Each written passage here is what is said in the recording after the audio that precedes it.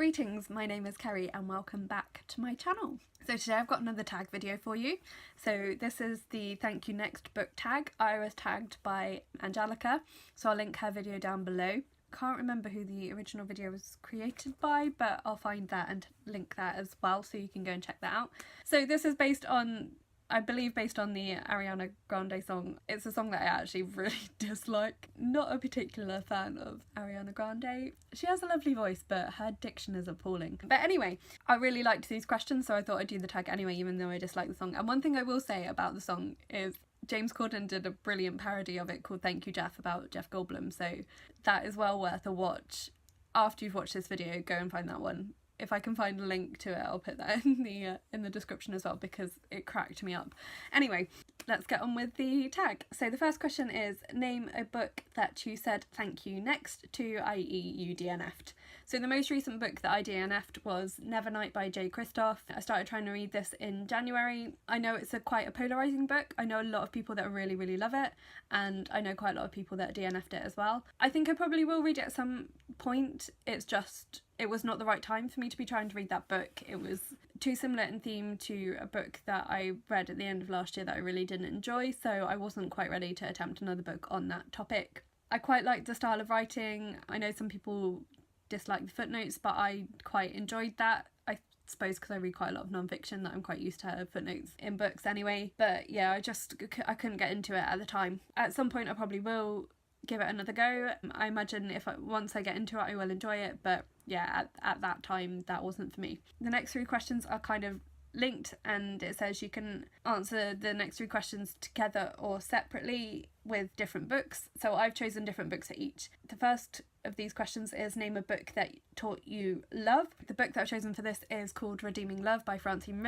I don't have a physical copy at the moment because I lent it to a friend literally years ago and haven't had it back yet. It's one of my all-time favourite books and I really want to reread it, so I might have to borrow my mum's copy because my friend has my copy and I have no idea when I'll get it back from her. So this is a retelling of a story from the Bible. It's about a character called, in the Bible he's called Hosea, but in the book Hosea is his surname, so he's called Michael. I think he's called Michael Hosea. The basic premise of the story is that he receives sort of instruction from God that he should marry a prostitute. In the biblical story, Hosea was a prophet and this marriage was meant to represent God's relationship with the Israelite people, but the author Francine kind of wrote the book as, when she became a Christian, as like sort of her processing her understanding of her relationship with God, that no matter how far she strayed away, he still would love her. And that's kind of the message of the story. So I think the character's name is Sarah, who's the prostitute character.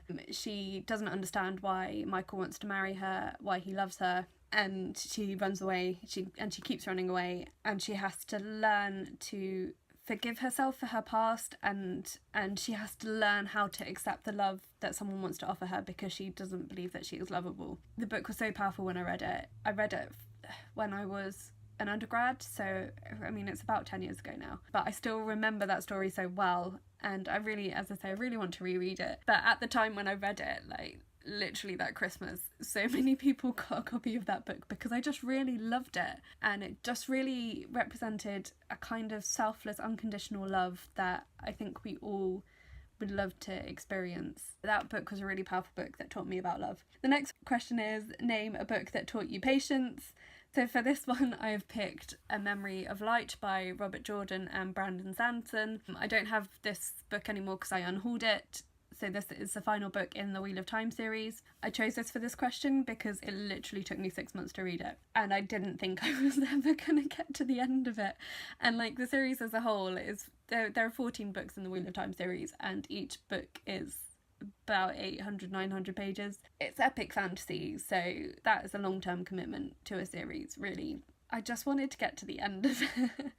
And like in The Memory of Light, there's one chapter which is about the last battle, the final battle for the good of humankind in the world of the Wheel of Time. And this one chapter lasted 200 pages of battle. And I just didn't care anymore. I just wanted to get to the end, and so I just kept putting it off because it was such hard work to read.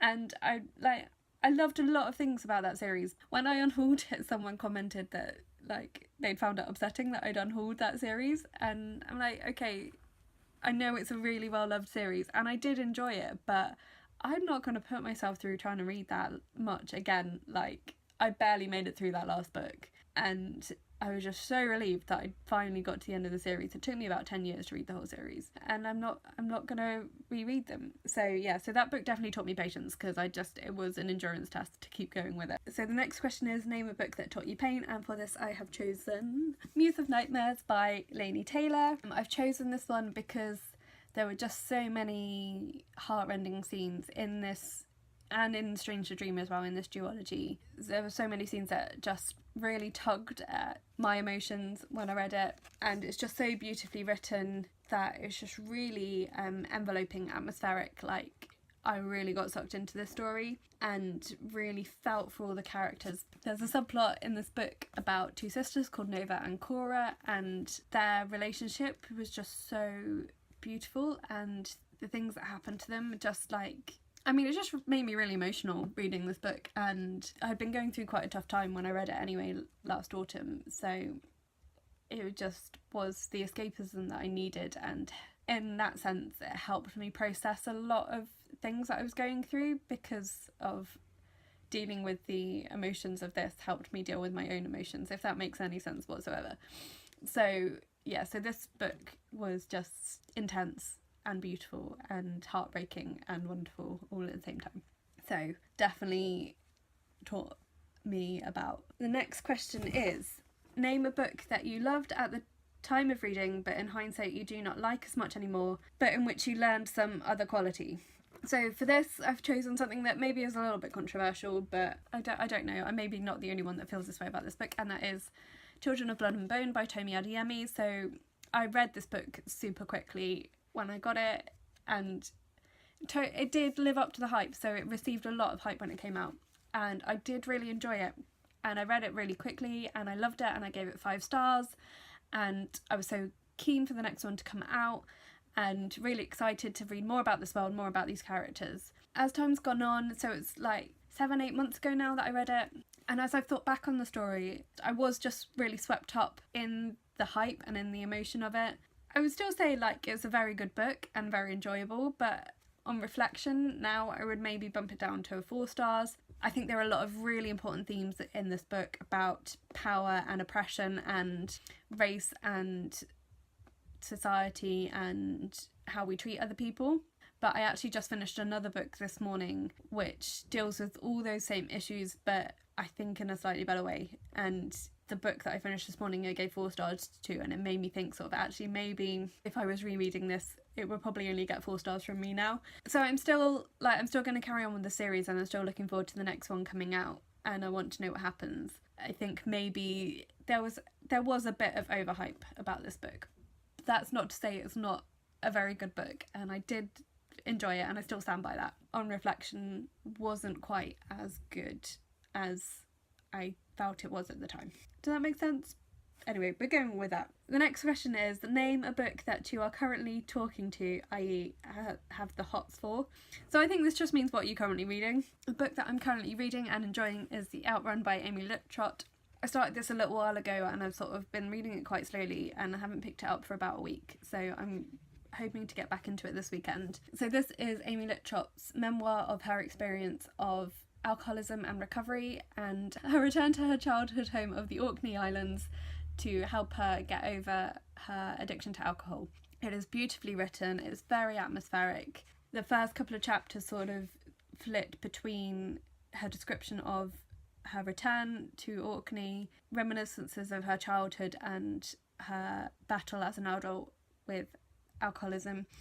And so just sort of getting to the point now, she's been in rehab and on the verge of relapse really, and she's just made the decision that she's going to return home. So I'm really interested to see the rest of the book. I've heard so many good things about this book as well, and the cover is just beautiful, like that's stunning, and I'm really enjoying it. Really looking forward to reading the rest of this. So that is a book that I am currently loving.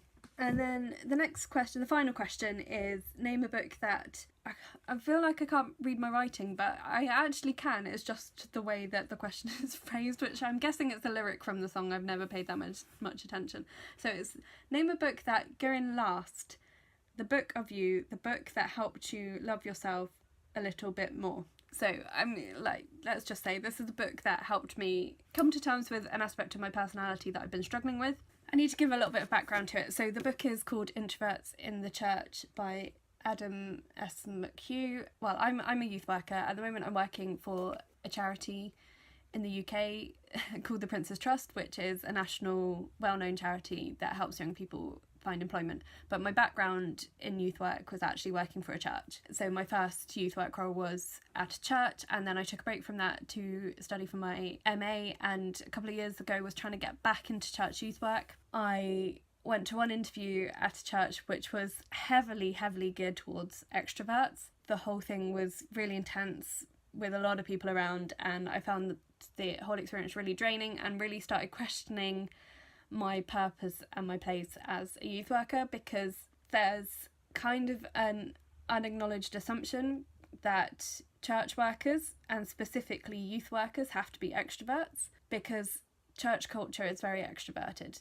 And I think culture as a whole is quite extroverted, and introversion is something that I don't think is really understood very well, and I certainly didn't understand it very well for a long time, about my own need of time on my own to recharge, and that being around people too much really wears me out. And now that's something that I know and understand, I can better manage my time so that I can spend time with people and not become really drained by it, and then I can retreat to my introvert cave. At the time of this interview, it was something that I was really struggling with, because my passion is working with young people. It's something that I love and something that I'm good at, but that experience of that interview made me question, was I right to want to be a youth worker? And particularly some of the things that they said to me and the feedback they gave me were really off the mark and made me question, should I be a youth worker? Should I want to be a church worker? Because longer term, I'd like to get back into working for churches. I can't remember whether I'd already bought this book or whether I bought it at that time, but I knew about this book. And so coming out of that interview experience, I needed to read something